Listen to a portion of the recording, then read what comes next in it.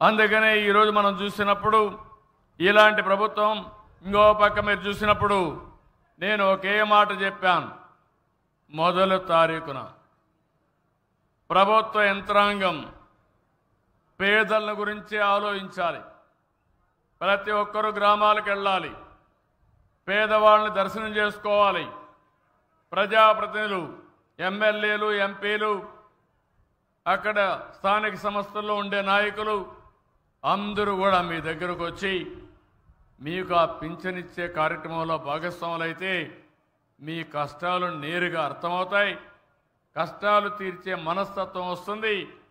అందుకనే ఈరోజు రాష్ట్రం అంతా కూడా తెల్లవారితో నిద్ర లేస్తానే 6 గంటలకే మీ దర్శనం మా ఆఫీసర్లు, మా నాయకులు తీసుకున్నారంటే అదేని మేము చూపించే చొరవని మరొక్కసారి మీ అందరికీ విజ్ఞప్తి చేస్తున్నా.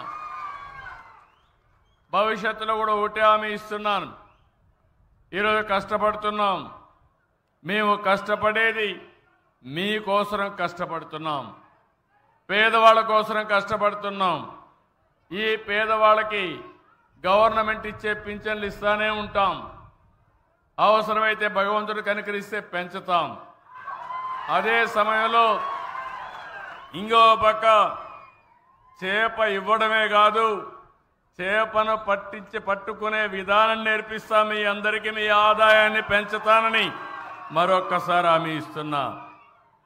ఈరోజు మీరు చూస్తే ఇంత మునుపు ఒక నెల కానీ ఎవరైనా వచ్చి తీసుకోకపోతే వాళ్ళకు పింఛన్ ఇచ్చేవాళ్ళు కాదు, ఎగ్గొట్టేవాళ్ళు. ఎక్కడుంటే అక్కడ పింఛన్ ఇవ్వడం. రెండోది, ఒక నెల తీసుకోకపోతే 2వ నెల, 3 నెలలు, ఆ మారిగా 3 నెలల వరకు పింఛన్లు ఇచ్చే కార్యక్రమానికి శ్రీకారం చుట్టాం. ఇంకో పక్క మీరు చూస్తే ఎవరైనా ఆడబిడ్డలు మీరంతా ఉన్నారు ఇక్కడ, భర్త చనిపోతే ఆటోమేటిక్గా భార్యకు పింఛనిచ్చే విధానానికి శ్రీకారం చుట్టాను. వీటన్నింటి వల్ల చాలా వరకు వెసులుబాటు వస్తూ ఉంది. 3 నెలలకు ఒకసారి ఇచ్చే పింఛన్లో అదనంగా 9,176 మందికి ఇచ్చాం. ఈ విధంగా మీరు చూస్తే దగ్గర 2 నెలల్లో ఇచ్చే వాళ్ళకి 1,12,22,975 మందికి ఇచ్చాం. అంటే ఇవన్నీ కూడా ఒక 150 కోట్లు, 200 కోట్లు ఎక్కువ అవుతుంది. 200 కోట్లు ఎక్కువైనా పర్వాలేదు, ఏ పేదవాడు ఈ రాష్ట్రంలో ఇబ్బంది పడకూడదు. ఒక నెల ఎక్కడన్నా బయట పోయినా మళ్ళీ స్వేచ్ఛగా వచ్చి 3వ నెల వరకు తీసుకునే స్వేచ్ఛను, అధికారాన్ని మీకు ఇచ్చామని చెప్పి కూడా నేను మీకు తెలియజేస్తున్నా.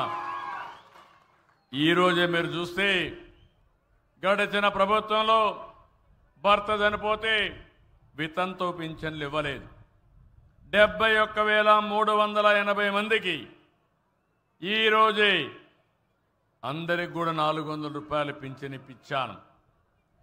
ఏ పేదవాళ్ళు కూడా భర్త చనిపోయినప్పుడు భార్య అనాథగా మిగిలిపోకూడదని ఈ కార్యక్రమానికి శ్రీకారం చుట్టామని చెప్పి కూడా నేను మీకు తెలియజేస్తున్నా.